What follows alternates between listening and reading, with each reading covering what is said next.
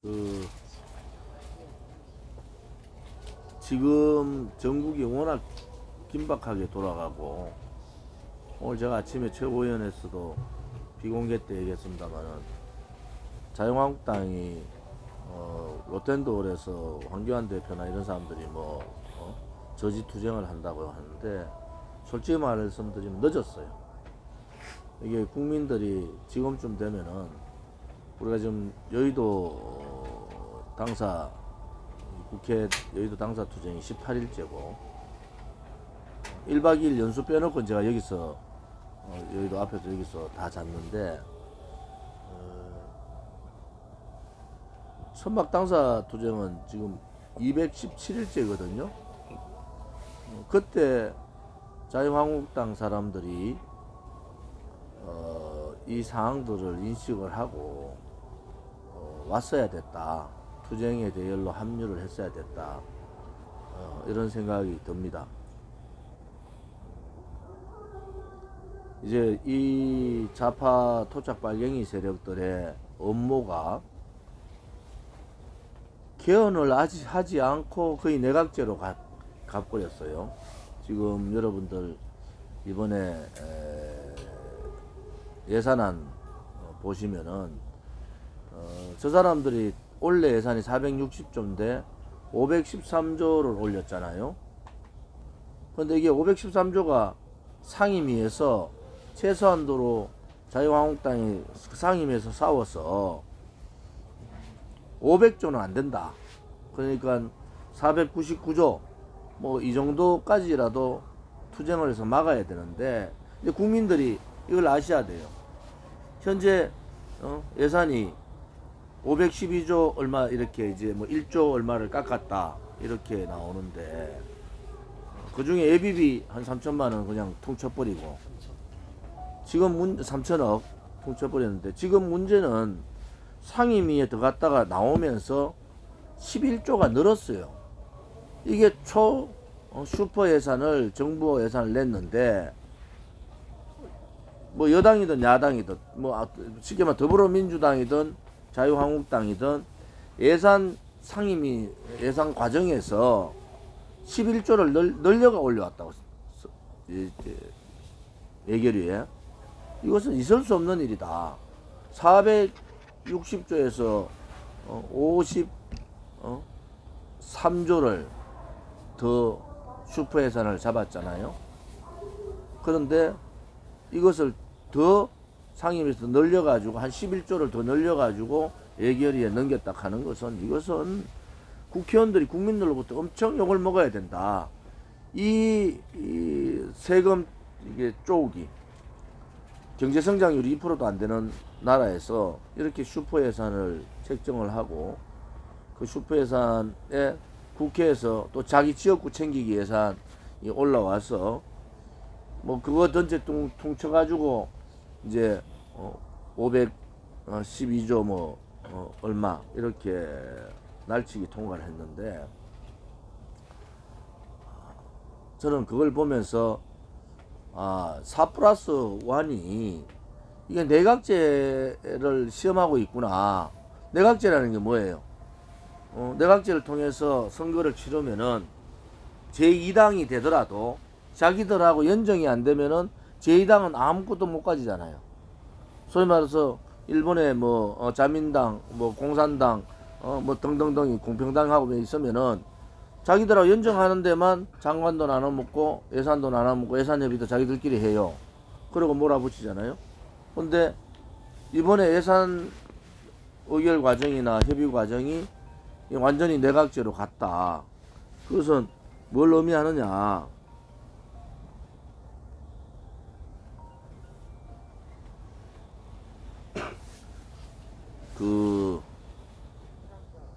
개헌을 하지 않고 쟤들은 벌써 내각제 실험에 들어간 거예요.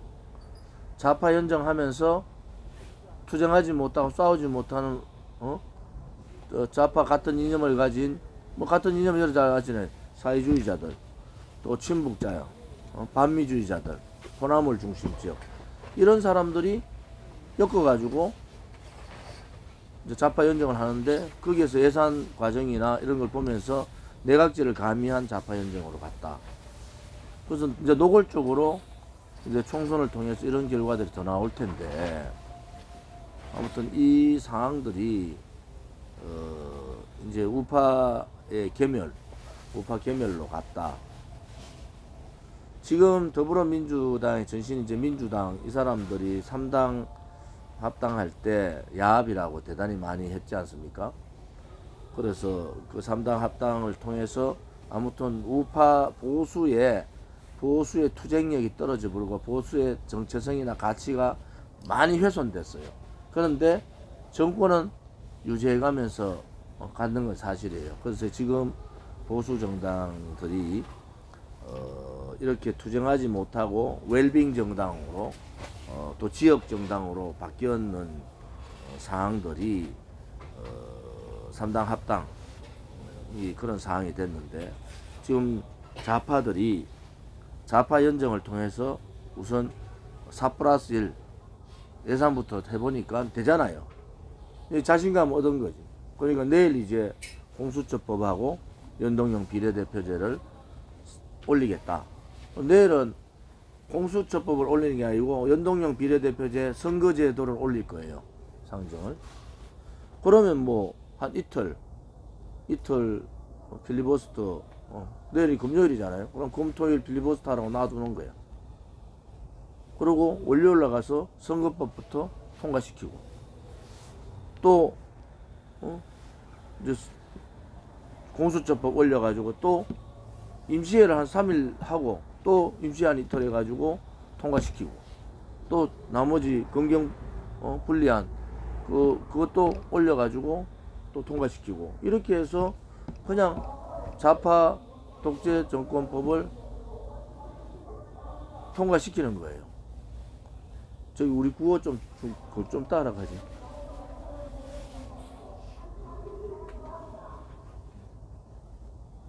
전화해야 되나?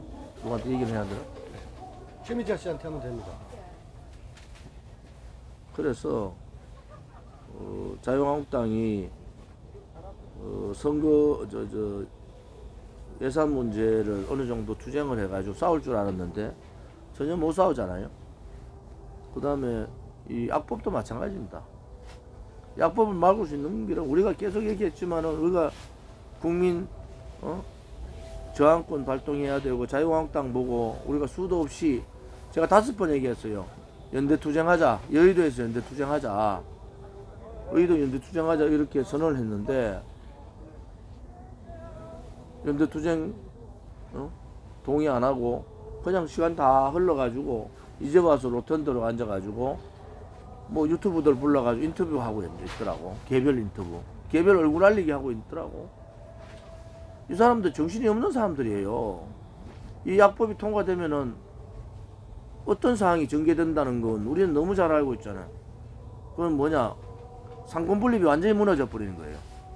이제 소위 말하는 사법권은 헌법재판소, 대법원은 다 장악됐고, 경찰 마찬가지고요. 국정원 막 권력기관은 다 장악됐는데, 마지막 검찰에서 이제 그들의 어떤 게이트, 권력형 게이트 혹은 권력 말에 나오는 비리, 공작 막 이러한 부분들이 나오기 시작하면은 이 정권이 못 버틸 거 아니에요. 이걸 막겠다는 거예요. 앞으로 조국 게이트를 중심, 앞에서 그러는 거 하지만 나가세요.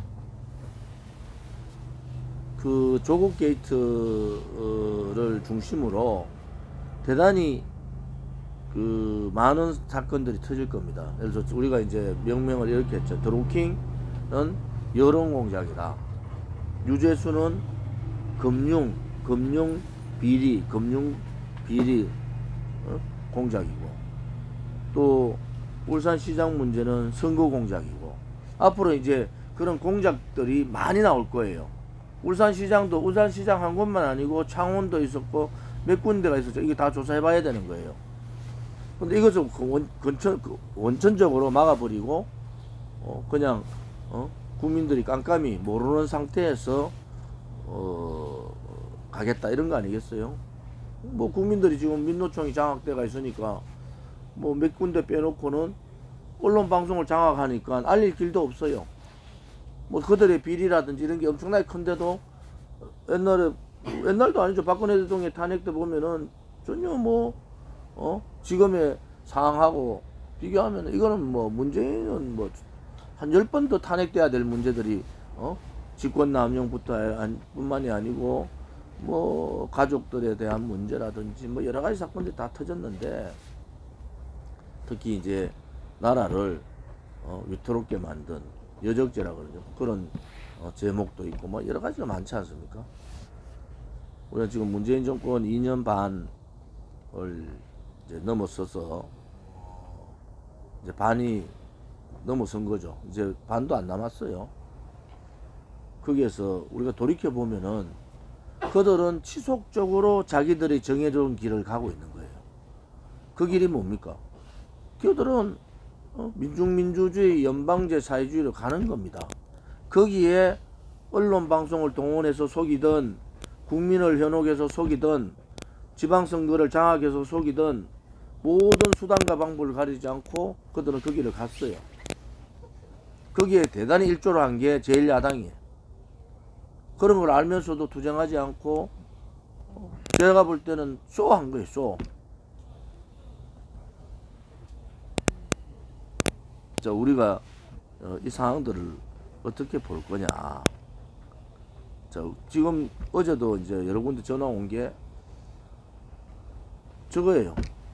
선거법 문제나 공수처 문제도 어렵다. 왜?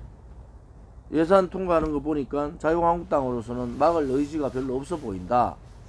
이런 입장인데, 이제 국민들께서 판단하셔야 되는 거예요. 좌파 독재로 갈 거냐, 그렇지 않으면은 좌파 독재하고 확실하게 싸울 수 있는 대한정당을 선택을 해서 그 대한정당으로서 정말 좌파 독재를 막을 거냐, 그렇지 않고 저렇게 무능하고 저렇게 비겁하고 용기 없는 그러한 정당으로 가면은 이제 국민들이 속이 더 타는 거야. 제가 볼 때는 국민들 다 병원 다녀야 될 상황 같아요. 워낙 이게 저항하지 못하니까.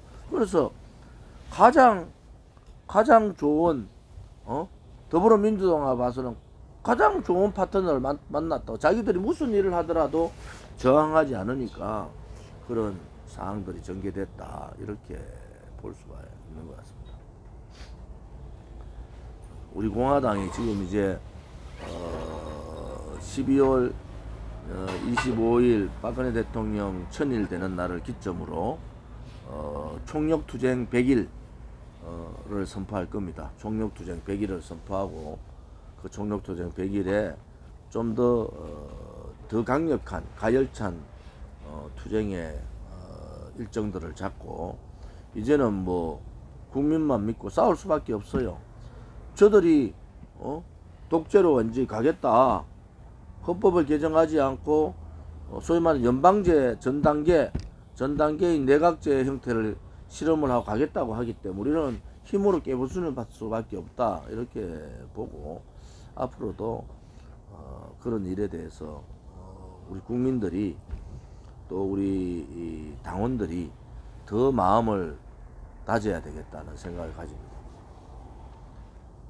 그동안 우리 공화당과 많은 유튜버들이, 우리 유튜브 토요일 현장에 가면 한 60개 이상이 되더라고요.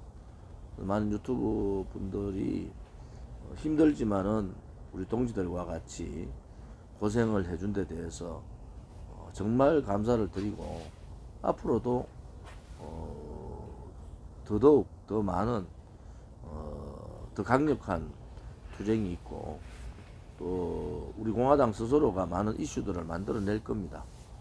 12월 24일 날 저희들이 이제 서청대 투쟁을 할 생각인데 24일 날 공식 집회를 할 생각입니다. 서청대에서 1박 2일 투쟁을 잡고 대통령께서 1000일 되기 전에 나오시도록 또 우리가 기원도 하고, 또 못 나오시면은 그에 대한 강력한 인권 탄압에 대한 투쟁도 해야 된다, 이런 생각을 갖고 있습니다. 지금 현 상황들이 되게 복잡하게 돌아가는데요. 정치판이 한쪽은 자유한국당을 완전히 괴멸시키겠다. 그것을 아주 합리적 해체가 아니고 어떤 내각제 세력이나 음모 세력에 의해서 자유한국당이 해체되면서 소위 말하는 박근혜 대통령 탄핵파들이 다시 모여가지고 자유한국당을 해체시키는 그런 음모들이 곳곳에서 벌어지고 있다. 그건 여러분들 뭐 잘 아시다시피 내각제 세력들이 되게 집요합니다. 박근혜 대통령을 탄핵시킨 세력도 내각제 음모 세력이지만은 보수 국민들을 분열시키고 괴멸시키겠다는 세력들도 또 내각제 세력들. 그래서 제가 내각제 세력들의 제2의 음모다 이렇게 보는데, 문제는 자유한국당이 그거 심각한 걸 잘 몰라요. 그래서 제가 자유한국당 의원들한테 며칠 동안 설명을 좀 많이 해주고 있어요. 자, 이런 음모들이 전개되고 있다. 그래 되면은 그나마 탄핵에 대해서, 불법 탄핵에 대해서 저항하던 세력은 거의 무너져 버린다. 제가 지난번에 한 말씀드린 108명 중에서 이제 탄핵에 대해서 찬성했던 사람들 뭐 50여 명, 지금 9명 빼놓고 거의 다 찬성했던 사람들 아닙니까? 거기서 또 탄핵에 반대했지만은 전향한 사람들. 전향이 뭡니까? 박근혜 대통령 묻고 가자. 뭐 표현이 다양해요. 박근혜 대통령에 대한 그 심판은 역사에 맡기자. 평가는 역사에 맡기자 하는 사람. 또 박근혜 대통령이 이제 묻고 가자. 탄핵의 강을 건너자. 또 박근혜 대통령 스스로가 어떠한 결단을 내려야 된다. 뭐 여러 가지 표현은 여러 가지 뭐 입장을 얘기하지만 그만큼 표현들이 다양하고 표현들이 궁색하다는 것은 그만큼 박근혜 대통령의 탄핵이라는 부분이 대단히 중요하다는 거예요. 그래서 그 사람들이 이런저런 말을 하지만은 아무튼 탄핵을 찬성했던 사탄파들은 사탄파에 불과하다. 다음 총선은 아무튼 탄핵 찬성했던 무리들하고 사탄파들하고 탄핵을 반대하고 대한민국을 지키겠다는 애국 우파하고의 싸움일 수밖에 없다. 저는 가면 갈수록 그런 상황이 될 거다는 확신을 가지고 이번 이 예산 날치기나 또 공수처나 연동형 비례대표 악법 통과를 통해서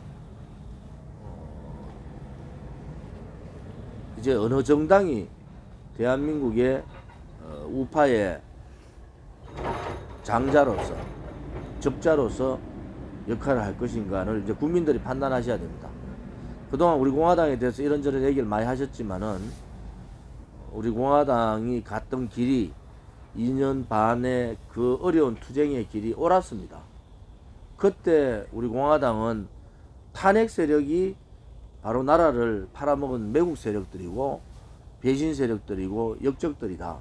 이렇게 얘기를 했고 우리는 그 길을 계속 가고 있고 그 길이 망해가는 대한민국을 지키는 구국의 길이고 대한민국의 헌법적 가치인 자유민주주의와 시장경제를 지키는 그러한 길이다 하는 걸 확신을 가지고 우리가 했다라는 투쟁을 했고 앞으로도 그런 투쟁을 해야 된다는 생각을 갖고 있습니다.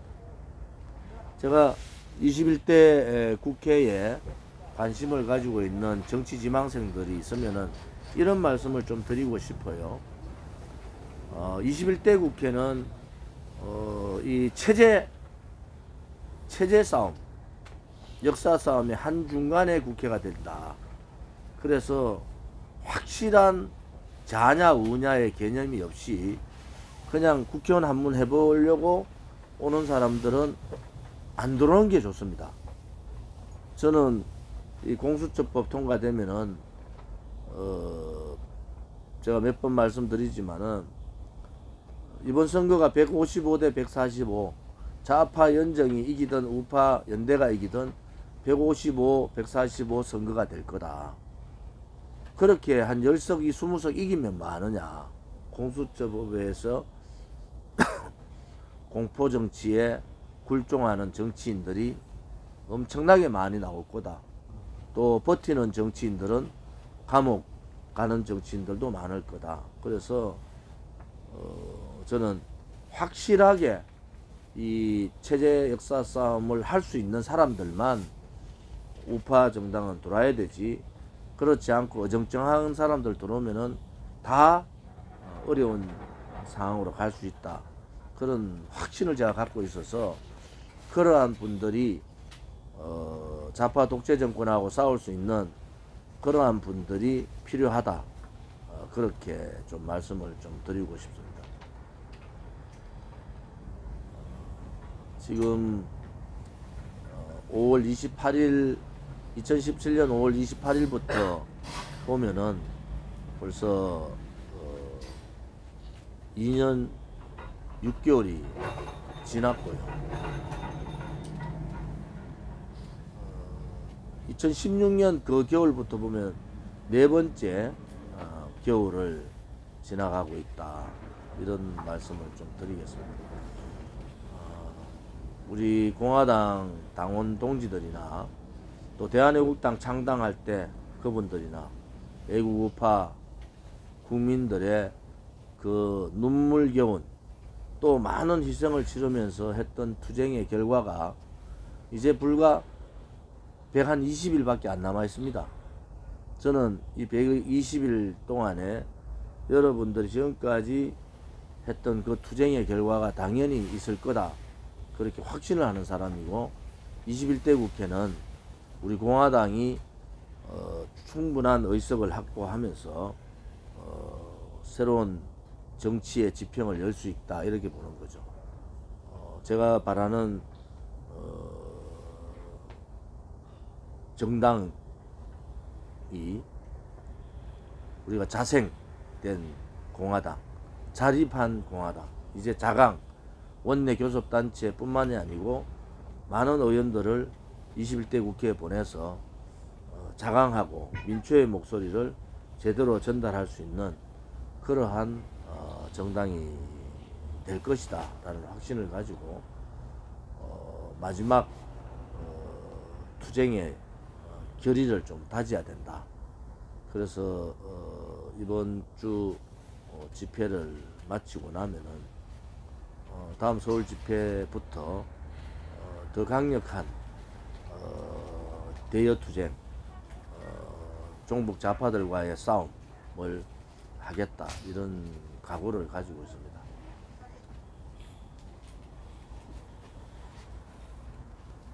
지금 아마 여기 있는 분들이 여러 가지 궁금한 점이 되게 많으실 것 같아요. 저도 뭐 사실 18일 이래 있으니까 힘들어요. 아침에 되면은 얼굴이 뭐 이래 퉁퉁 붓습니다. 퉁퉁 붓는데 좀 이따 하세요. 자꾸 신경 쓰이니까. 뭐 조금 뭐 힘든 일도 있고 한데 그래도 우리가 가야 될 길이라고 보고, 자유한국당이 저렇게 맥없이 하다가도 우리 공화당이 천막당사 투쟁을 하고 있는 걸 보면서 자기들이 뭔가는 해야 되겠구나 라는 생각을, 계기를 주는 것도 대단히 중요한 일이다. 그리고 우리 공화당은 정당이거든요. 정당은 아무튼 이제 우리 공화당 다음 선거를 이번 총선에서 처음 치르고, 우리 공화당은 의미 있는 지지율을 이제 가져갈 겁니다. 저는 이제 단계적으로 언제 이렇게 지지율을 가져갈 거다는 생각을 갖고 있고, 이제 의원들도 뭐 법이 통과되든 안 되든 국회의원들은 자기들이 공천을 받는다 못 받는다 자기 스스로가 더 잘 알아요. 근데 분명히 말씀드리지만 우리 공화당은 이삭 죽는 정당이 아닙니다. 우리 공화당 아까 말씀드렸지만은 투쟁하지 못하고 국가에 대한 정체성이 없고 박근혜 대통령의 탄핵에 이 불법이라는 확신을 가지지 않은 사람들은 우리 공화당과 같이 일을 할 수가 없습니다.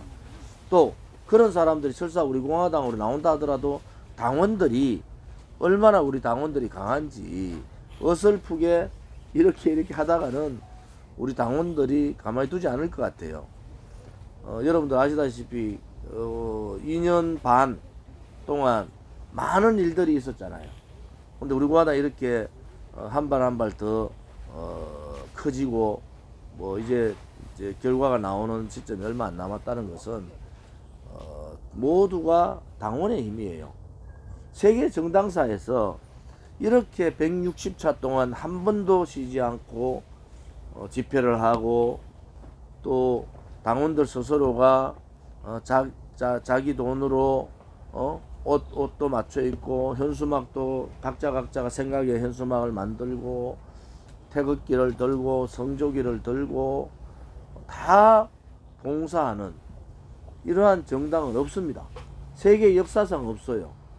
우리가 세계 역사상 없는 또 대한민국이 70년 정당사에 한 번도 경험하지 못한 위대한 정당을 만든 위대한 당원들이에요. 정말로. 바깥에서 이런저런 얘기 하잖아요. 제가 그 얘기했어요. 너것도 그래 투쟁해봐. 투쟁해보고 우리한테 비판을 해라. 함부로 우리 공화당 말을 함부로 입에 올리지 마라 한 것은 이 2년 반의 이 투쟁의 역사는 앞으로 전무할 겁니다. 우리 공화당이 그러한 민초들의 목소리를 담아서 또 당원들의 뜻을 담아서 이렇게 할 수 있었던 것은 바로 우파 국민들이나 당원들의 희생이다. 이 추운데도 서명대 하고 있는 분들이 있잖아요. 또 이 추운데도 전단지 들고 돌리는 분들이 있어요. 이 추운데도 당원 배가 운동하고 또 당보 들고 돌리는 분들이 있는데 제가 며칠 전에 지난번에 연수 때 했잖아요. 세 가지 3자 운동을 하자. 3자 운동. 그 첫 번째가 모이자. 이제는 선거 얼마 남지 않은 시점에서는 어떠한 우리 공화당의 집회든 또 행사든 기자회견이든 그런 데서 사람이 많이 모여야 된다. 그것이 셉니다. 그것이 세고 두 번째는 돌리자.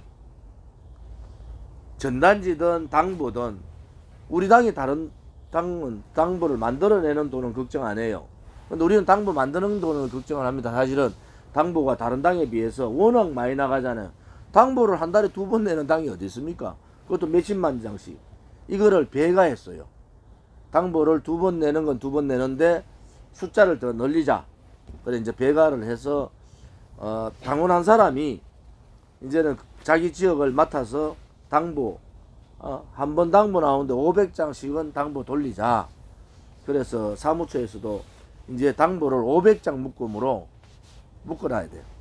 쉽게 집회 오면은 당보 가져가서 돌릴 수 있도록 그렇게 준비를 좀 하고, 그 다음 세 번째가 달자. 이제 이슈에 따라서 우리 공화당에서 2주에 한 번씩 그러기에는 한 달에 2번 다는 거예요. 2번. 현수막 달고 다는 비용 빼면은 한 10,000원 하면 달아요. 한 10,000원 하면 만드니까 뜻 있는 분들이 내 집 앞에부터 내 골목에서부터 내 가게 앞에부터 높이 달 필요도 없어요. 키 높이 정도로 내가 지킬 수 있는 현수막은 이제 달자.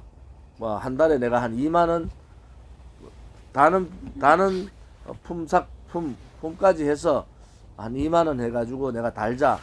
이래가지고 전국이 우리 공화당의 목소리들 또 전단지나 또 현수막이 달려서 국민들이 모르는 이 불법 탄핵 문제, 또 이 좌파 독재 정권의 음모, 그리고 소위 말하는 보수 정당들의 이 비겁함, 이 무능, 뭐 이런 부분들을 이제 알 계기가 지금부터 100일, 앞으로 100한 10일 정도 그렇게 좀 활동을 같이 했으면 좋겠다. 제가 오늘 이렇게 유튜브 선생님들하고 인터뷰를 하는 것은 지난번 당원 연수가 제가 등록 안 된 사람까지 하면 한 600명 가까이 되던데, 그때 유튜브 선생님들이 뭐 성관위에서 하는 거니까 인터뷰도 못하고 촬영도 못하고 해서 오늘 우리 여기 있는 유튜브 분들이 우리 당원들 다 보잖아요. 해외에서도 다 보고. 해외는 우리 공화당이 제일 세요. 어디 가보면 우리 공화당이 해외에서 1등이야. 해외 교민들 투표하면 우리 공화당 1등 할 거야 아마. 그 정도로 많은 분들이 보고 계시기 때문에 이제 우리가 그런 부분에 있어서 홍보를 좀 많이 하자. 유튜브 선생님들한테 또 부탁을 맨날 부탁만 한다고 나무라지 마시고, 이제 한 110일 남아 있습니다. 이제 전력을 다해서 모든 힘을 다 쏟아보자. 우리가 할 수 있는 거 다 해보자. 우리 당원들도 그렇고 우파 국민들이 할 수 있는 거 다 해보자. 그러면은 결과는 대단히 우리가 상상하지 못할 결과가 나올 거다, 이런 생각을 가지고 있습니다. 이제 궁금하신 점 있으시면은 제가 질문을 주시면은 답변을 좀 드리겠습니다. 여러 가지 궁금하실 게 많을 것 같아요. 이렇게 종합적인 인터뷰를 잘 안 해서 우선 질문해 주시면은 유튜브 선생님들 위주로. 예. 박근혜 대통령이 지금 무죄 석방 관련해서 자유한국당 의원들 지금 받고 있지 않습니까? 그러면 무죄 석방에 대한 법안 발의라든지 상정은 언제쯤 이루어지는? 석방 결의안은 지금 50, 써주겠다는 분까지 하면은 57명 정도 되는 거예요. 저도 지금 투쟁 들어가고 이런데 한 70명 이상 저희들이 준비를 해서 또 우리 서청도에 계신 분하고 여러 가지 논의를 해서 적당한 시기에 제출하도록 그렇게 하겠습니다. 석방 결의안 부분은 아무튼 한 70명 정도까지는 될 거다 보고 지켜봅니다. 우리 국민들이 우리 당원들도 우파 국민들이 지켜보고 있어요. 도대체 너가 석방 결의안까지 안 해줄 거냐, 이렇게 지켜보고 저도 대단히 예민하게 지켜보고 있어요. 제가 그분들한테 막 이렇게 안 했어요. 당신들이 판단해서 써라. 제가 딱 글 문자 보낸 거 딱 한 줄이에요. 딱 한 줄. 박근혜 대통령님의 무죄 석방 결의안에 동참해 주십시오. 딱 그래서 거기에 제가 문자 보낸 다 합니다. 당신들이 판단해라는 거예요. 당신들이 속죄 사항으로 하든 어떻게 하든 간에 당신들이 판단해서 해라, 이렇게 보내놨는데, 아무튼 약속했는 분하고 다 합치면 57분 정도 되는데 곧 더 많은 분들을 좀 동참하는 상황을 좀 보고 그렇게 막 오래 늦은 시간이 안 되는 상황에서 결의안을 올릴 생각. 또 질문을 많이 해야 돼요. 그래야 제가 답을 많이 해요. 우리 허준 선생. 지금 내년 총선을 치를지 안 치를지 모르지만 하여튼 총선에 대한 지금 조작 미터 여론조사 기간 이 부분에 대한 우리 공화당에서 지금 우리 연구원 쪽에다가 제가 의뢰를 해놨어요. 네. 우리 연구원에다가 공정한 여론조사를 한번 의뢰를 하는 게 좋겠다, 그렇게 말씀을 드려놨고, 연구원이 원래 그런 역할을 합니다. 연구원 좀 소개해드리면은 지금 정책 이제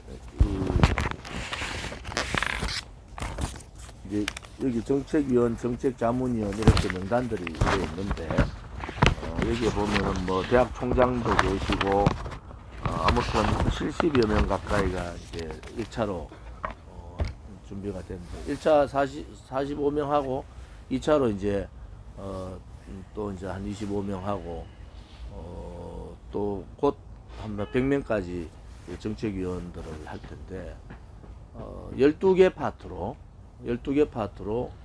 정책 연구원에서 나누어 가지고 12개 파트의 전문가들, 여기는 전직 의원도 있고요.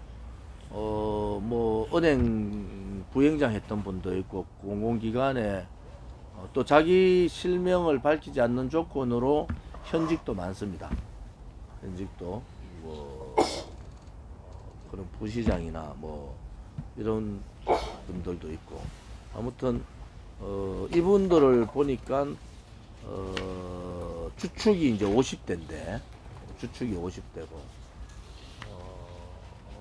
뭐 각 지역에 다양하게 여러 사람들이 많이 있습니다. 예를 들어서 뭐 IT 여성기업인 협의회 회장, 그 회장이 우리 당에 이제 이번에 정책위원으로 된 분, 그분 바로 앞에 전직 회장이 강은희 장관이에요. 강은희 장관 지금 경북 대구 도지사 교육감 하고 있죠. 뭐 그런 분들, 전문가들이 여기 많이 들어왔고 경제 전문가들도 많이 들어와 있고 우리하고 같이 뜻을 같이 했던 분들도 있고 그동안에 우리를 하지만은 관망하고 있었던 분들도 있고 이런 분들이 들어와서 12개 파트를 나눠서 정책 개발이나 이런 부분들을 준비를 좀 하고 있습니다. 제가 보니까 이분들 중에 한 60% 정도는 출마 의향이 있는 분들이에요. 그것도 이제 뭐 수도권부터 영남권 또 뭐 충청권 뭐 다양하게 있습니다. 다양하게. 그래서 그분들이 뭐 정책위원회 들어온다 해가 다 출마하는 건 아니지만은 나름대로 인재들을 많이 모으고 있다. 그분들이 아무튼 우리 정책 부분, 공약 부분 이런 부분들을 좀 더 강화를 하고 그분들의 생각을 우리 아까 얘기했던 앞으로 21대 국회 우리 공화당의 국회를 진출해야 될 사람들이 가져야 될 여러 가지 조건을 제가 말씀드렸잖아요. 이분들도 이제 자꾸 그렇게 다가가는 거죠. 전직 기초단체장 3선 했던 분들이 3분 정도 들어와 있고요. 또 3선 이제 그냥 다 한 거죠. 그 다음에 광역단체의 시도의회 의장 했던 분들도 3분 정도 들어와 있습니다. 그래서 뭐 풀들이 다 괜찮고 해서 아무튼 그분들하고 여러 가지 이제 정책적인 부분을 많이 한다. 그 다음에 우리가 반대를 하지만은 저게 뭐 연동형 비례대표제를 막아야 되는데 참 어려운 상황이에요. 선거제도 바뀌면 또 이 사람 저 사람 막 올 겁니다. 그런데 절대 제가 말씀드린 이사축 이런 거 안 합니다. 우리 당의 투쟁력 또 박근혜 대통령에 대한 탄핵에 대한 불법 탄핵 또 이 문재인 좌파 독재 정권하고의 전면전을 할 수 있는 사람 뭐 이런 사람들을 중심으로 사람을 모아야 된다 이런 생각을 갖고 있습니다. 아까 말씀하신 대로 뭐 여론조사는 우리 자체적으로 이제 다양하게 좀 해볼 생각이에요. 다양하게. 그래서 우리가 대구 집회에 이번에 가는 것은 아무튼 우파는 대구 경북에서 바람이 일어야 됩니다. 유승민이 뭐 대구에 우리 공화당 밖에 있는 것이 아니다 이러는데 그만큼 대구는 여론하고 달라요. 우리 공화당에 대한 밑바닥 정서는 대단히 강합니다. 그래서 얼마 전에 보니까 뭐 대구 경북의 뭐 지지가 뭐 1점 몇 프로인데 전국 지지는 또 2점 몇 프로 나왔더라고. 다 거짓말이에요. 그래 정서를 가보면 그런 게 아니에요. 완전히 다릅니다. 거기다 이제 대통령께서 제가 항상 말씀드리지만은 우리 공화당 1호 당원은 박근혜 대통령이시고 박근혜 대통령께서 여러 가지 우리 공화당에 대한 부분들을 협의를 하고 계시고 또 그분의 뜻을 받드는 게 맞다 이래 보는 거예요. 저희들은 또 뭐 바깥에 있는 사람들은 우파도 중에서도 바깥에서는 왜 우리 공화당은 박근혜 대통령이랑 매의가 있느냐 이렇게 얘기하는데 그렇지 않습니다. 박근혜 대통령이 불법 탄핵되면서 나라가 망해버리고 체제가 무너진 거예요. 이것을 바로잡지 않고는 어렵다고 보는 거예요. 그런데 지금 혹자들은 야 그 뭐 박근혜 대통령에 대한 부분만 매달려 있으니까 확장성이 없지 않느냐 그렇지 않습니다. 이 판은요 결국은 탄핵 찬반 싸움이 될 수밖에 없는 싸움이다 그렇게 보고요. 우리가 그런 부분에 있어서 좀 더 긴밀하게 하고 있고 또 홍문종 대표님대로 또 여러 사람들 인재에 이렇게 영입을 좀 하고 있고 그러면 이제 각자 이제 영입했는 그 룰을 이제 여러 가지 추천도 받고 있잖아요. 그분들을 놓고 어떤 경쟁력을 어떻게 가져갈 거냐 이런 부분들을 잘 보고 저는 뭐 투쟁을 같이 했던 2년 6개월 이제 앞으로 3년 가까이 될 텐데 그분들이 많이 국회로 진출할 수 있도록 해야 될 역할이 제가 해야 될 역할 아닌가 이렇게 보고 있습니다. 예. 그렇습니다. 지금 뭐 당원들이 걱정을 많이 하고 있는 것 중에 6월 25일 행정대집행 지역에 대해서 당 대사 압류를 했다고 했고요. 또 오늘 기사 보셨는지 모르겠지만 기사에 대표님과 홍문종 대표님 대사로 압류를 했다.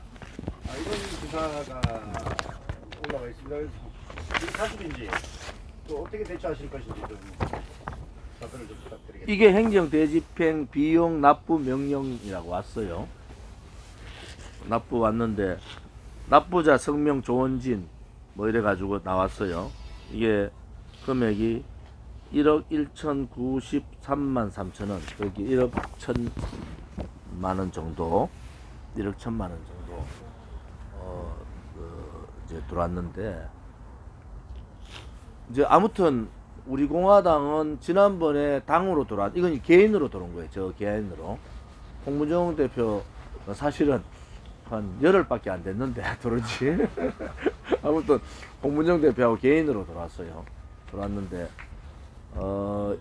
지난번 1억 6천은 우리 당의 계좌에서 빼갔어요. 그럼 빼가라 그랬어요. 빼가는데 우리가 법적으로 그걸 다시 반환 소송을 하고 이거 정상적인 정당 활동에 너가 행정 대집행에 불법 집행을 한 거고 그건 이제 법적으로 가 있잖아요.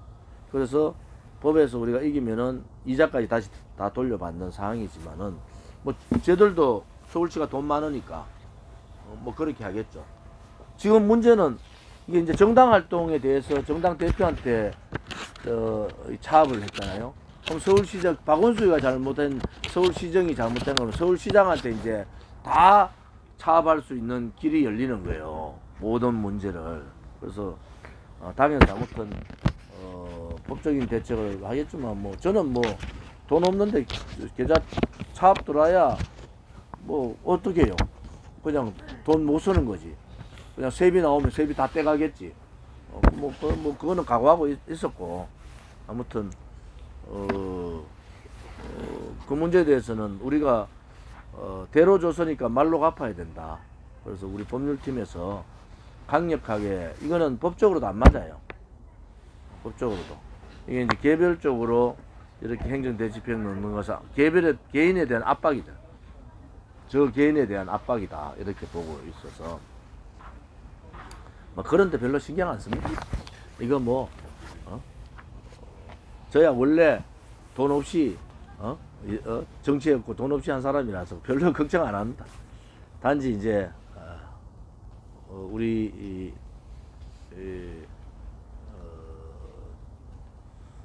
아무 다 이겨 나갈 수 있는 것은 당원들이 당비를 많이 내는 거다. 특별 당비도 내고 후원금도 좀 많이 내 주시면은 아무튼 선거 준비도 해야 되고 뭐 그런 생각이 많고 제가 출판 기념회 하는 이유도 뭐 그런 이유가 있습니다. 아무튼 당에 돈이 좀 많아야 된다. 개인 계좌에 대해서 아직 주시면 안 돼 있는. 1월 2일부로 되죠. 아 1월 1일 주시면. 날짜가 1월 2일까지 납부 안 하면은 바로 행정대집행해서 예를 들어서 제 통장이나 네. 홍문정 대표는 다 차압대가 있어서 돈 뭐 어차피 그거 한데 뭐 제 통장에 들어오는 돈은 이제 그거 다 빼가겠다는 거지.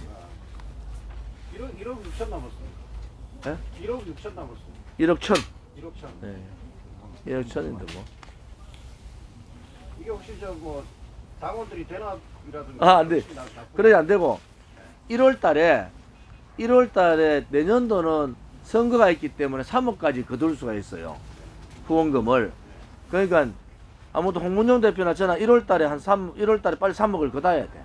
왜냐 그러면은 뭐 제가 솔직히 말씀드리면은 뭐 1년에 한 달에 한 돈 1,000만 원 쓰잖아요. 네. 뭐 운영하고 지구당 운영하고 이런 건 한 1,000만 원 쓰는데 그거를 아무튼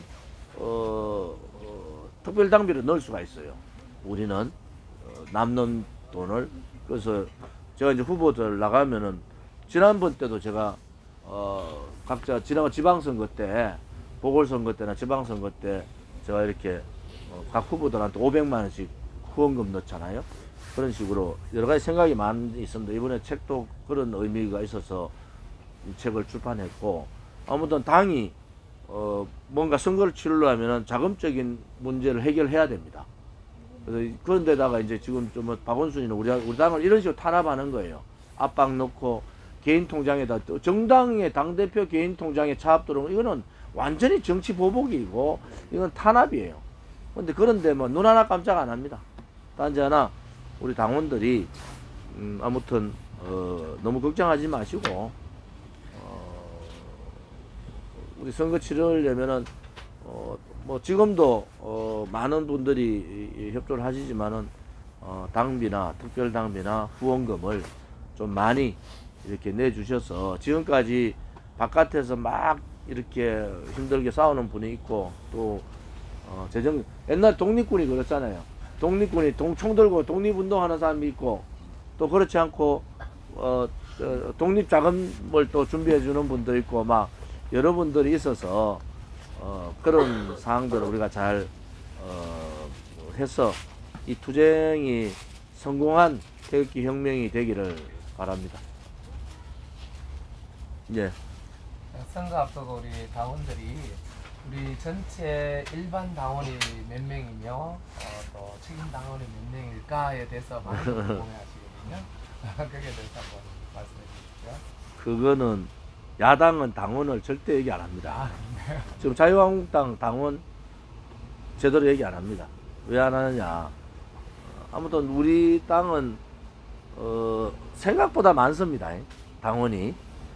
그리고 책임 당원이 뭐 숫자가 다른 데 비해서 책임 당원 비율이 훨씬 높다. 그리고 다른 당은 1,000원 받는데 우리는 책임 당원 2,000원 받지 않습니까? 아무튼 여러분들이 생각하는 숫자보다는 모르죠. 어떤 분은 뭐 100만 명이 벌써 넘었지 않느냐 이런 분도 있는데 뭐 그런 분들이 볼 때는 좀 작은 것 같고 그렇지 않고 얼마나 대껴서 가는 분이 볼 때는 좀 많고 뭐 그런 정도다 보시면 됩니다. 지금도 고마운 것은 서명대 통해서 당원 한 사람 받는 게 대단히 힘듭니다. 해보면 알잖아요. 우리 초창기 저도 막 돌아다니고 해보면은 당원 한 사람 받는 게 대단히 힘들고 책임 당원 받는 건 더 힘들어요. 그리고 이제 지금은 이제 병행하잖아요. 서명대 하면서 자기 아는 사람들 찾아가서 직접 이제 우리 공화당에 대한 이미지가 많이 바뀌고 좋아져서 찾아가서 서명해달라고 하고 입당해달라고 하면 많이 해준대요. 입당에 책임당원도 써주는 분도 있고 이제 많이 바뀌었기 때문에 이제는 우리 당원들이 각자 입당원서를 들고 당원도 받고 책임당원도 받고 보통 뭐 선거 나가는 사람은 최소한도로 당원을 보통 보면은 1,000명 당원을 확보하고 나온다고요. 근데 이제 우리 당도 선거 나오겠다는 분들은 1,000명 당원은 자기가 확보할 그 정도의 능력은 있어야 된다. 그런 말씀을 좀 드리겠습니다. 한건영 최고 이거 뭐 코부터 빨리 났어야 되는데. 비염 때문에. 예. 소독약을 가사가 썼습니다. 또 다른 질문은요? 질문하세요. 저 질문, 예, 예. 제가 질문 드려도 되는지 모르겠는데 그 박근혜 대통령님 만약에 우리가 예상치 못한 시기에 갑자기 나오시게 될 경우에 뭐 환영 행사나 이런 거 그런 거 없습니다. 생각하고 우리가 다 계신지. 교감하고 있으니까 갑자기 뭐 이렇게 나오는 경우 그런 게 없습니다. 그럼 나오실 경우에 뭐 환영 행사나 당연히 준비되어 해야죠. 계신 뭐, 게 뭐 있으신가요? 준비는 다 하고 있고 뭐 우리가 교감하지 않고 갑자기 뭐 나오는 그러면 뭐 아니죠. 항상 그 유영아 변호사를 통해서 교감을 하고 이번에 이제 재수감 될 때도 뭐 저도 뭐 청와대 사람도 만나고 또 검찰 사람 좀 다 만나고 뭐 이래저래 다 만나봤는데 아무튼 여러 가지 상황을 대비를 하고 있습니다. 어떤 사람들은 뭐 우리 공화당이 박근혜 대통령하고 교감을 안 하고 있다 이렇게 하는데 우리가 제일 많이 알아요. 교감하는 것은 우리가 선거 치르면서 이제 박근혜 대통령하고 이런저런 얘기들을 우리가 우리 입으로 얘기하는 건 별로 안 좋습니다. 제가 한번 그 얘기 들었죠. 우리는 강력한 투쟁을 해야 되고 그 나머지 문제 해결은 대통령께 맡겨야 되는 거다. 저는 그렇게 보고 있고 그것이 우리 공화당이 이기는 길이고 우리 공화당이 살 수 있는 길이다. 저는 그래 보는 입장이고 대통령께 너무 많은 부담을 드리는 것은 저는 옳지 않다고 보고요. 또 대통령께서도 나름대로 몸 상태가 그렇게 완벽한 상태가 아니지 않습니까? 많이 아프시고 또 이 겨울에 얼마나 힘드실까 이런 생각을 하면 마음이 아프죠. 단지 이제 바깥에서 우리 당을 엄해하는 사람들이 앞으로 더 엄해가 심할 거예요. 뭐 우파 유튜브라 하면서 막 떠들면서 뭐 이런저런 엄해를 하고 뭐 다 똑같습니다. 우리 당의 당원들은 조원진이를 엄해하던 홍문종 대표를 엄해하던 당원들은 다 싫어해요. 분노하고. 그러니까 가능하면은 좀 우리하고 뜻이 같은 분은 어떤 엄해보다는 격려를 좀 해주시는 게 좋다. 이제는 그전에는 우리 공화당이 잘 되라 이래가지고 하는 충고는 좋았지만 지금부터는 선거를 얼마 남지 않고 있는 상태에서는 그거는 충고라기보다는 오히려 당의 이 힘을 떨어뜨리는 투쟁력을 떨어뜨리는 경우가 될 수 있다 이렇게 보는 거죠. 우리가 돌이켜 보면은 2016년 겨울부터 나왔던 분들이 이제 많습니다. 그 겨울을 거치고 3월 10일 그 참혹한 애국 열사들이 돌아가는 그 현장을 보면서 대통령께서 또 재수감되는 구속 연장이 되는 구속도 보고 구속 연장되는 경우도 보고 이번에 또 나왔다가 재수감되는 경우까지도 우리가 다 봤지 않습니까? 그런 일련의 과정을 겪으면서 우리 공화당이 대단히 강해졌어요. 단지 이제 강한 거하고 좀 포용하고는 별개의 이게 아닌데 강하면서도 이렇게 포용을 좀 해야 되잖아요. 근데 이제 당 사무처에 있는 분들도 워낙 일이 많습니다. 진짜로. 왜냐하면 뭐 다른 데 같이 뭐 몇십 명씩 막 설 수 있는 게 아니니까 일당 100을 다 하고 있어서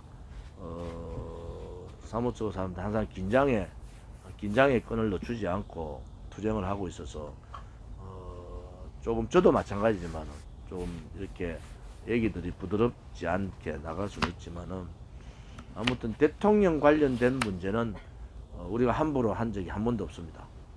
아무튼 대통령 관련된 예를 들어 병원의 문제라든지 서청대 문제라든지 뭐 이런 문제는 다 논의를 거쳐서 하고 있다 이렇게 보시면 됩니다.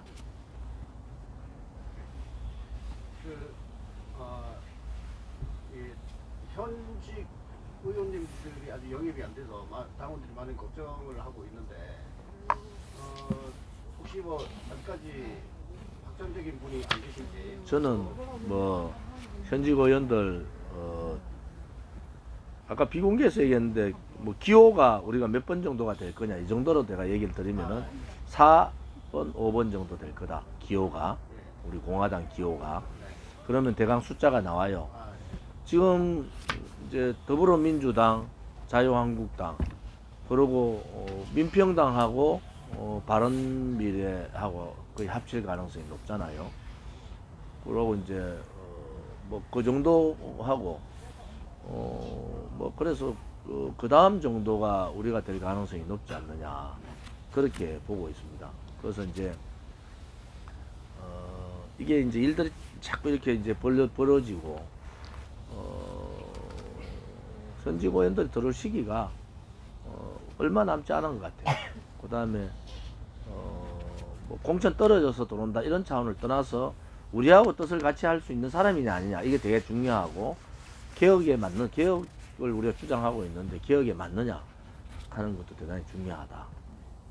본격적인 선거 체제는 언제부터 들어가시나요? 선대위는 아무튼 협의를 하고 있습니다. 선대위 구성이 되면은 각 그 지역별 이제 선대위원장들이 선임이 되고 뭐 저도 지역에 가서 이제 저는 지역구 출마를 해야 되나 홍문종 대표도 출마해야 돼. 그러니까 각 지역구를 이제 제가 예를 들어서 조원진이는 대구 경북을 맡아서 완벽하게 그거 이제 완전 올인을 해야 돼. 제 지역구도 하지만 그쪽 올인을 해야 되잖아요. 그래서 선대위원장을 빨리 좀 좋은 분을 모셔서 선임을 하고 각 지역별 선대위원장들을 정리를 하고 막 그 정도 되면은 1월 그게는 뭐 중순 뭐 1월 말 그쯤 되면은 선거가 4월 15일이죠. 4월 15일이니까 2월 3월 뭐 4월 15일 이렇게 해서 한 70일 정도 그 정도 남지 않겠느냐 이렇게 봅니다.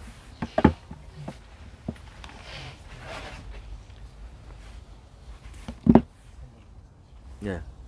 네. 박근혜 대통령 크리스마스 3일에 대해서 많은 얘기를 하고 있고요. 또 뭐 원래 가기 전에 또 구정 때 또 한 번에 사면 이런 말씀이 오가고 있는데 박근혜 대통령 나오시고 났을 때 우리 공화당의 표요 집회는 이어가느냐 마느냐에 대해서도 그 문제는 대통령하고 의논해야 됩니다. 그러면 사면 문제는 아무튼 2년 선거법 2년에 대한 사면은 할 수는 있어요. 사면은. 근데 이제 사면을 2번, 3번 해야 된다는 사항이 있어서 대단히 부담을 많이 가지고 있다. 무슨 말인지 아시겠죠? 선거법이 11월 28일 날 이제 확정이 됐으니까 1년이 지난 거예요.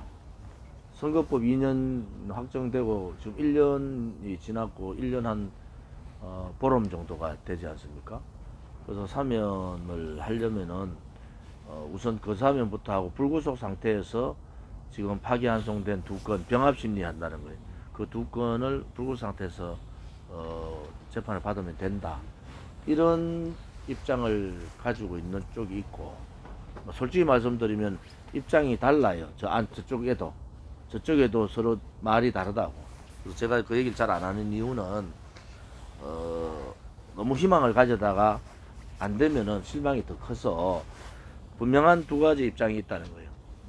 그 1차 사면을 하고 제2 사면을 하는 경우인데 이거는 여론의 부담을 엄청나게 많이 느끼고 있다.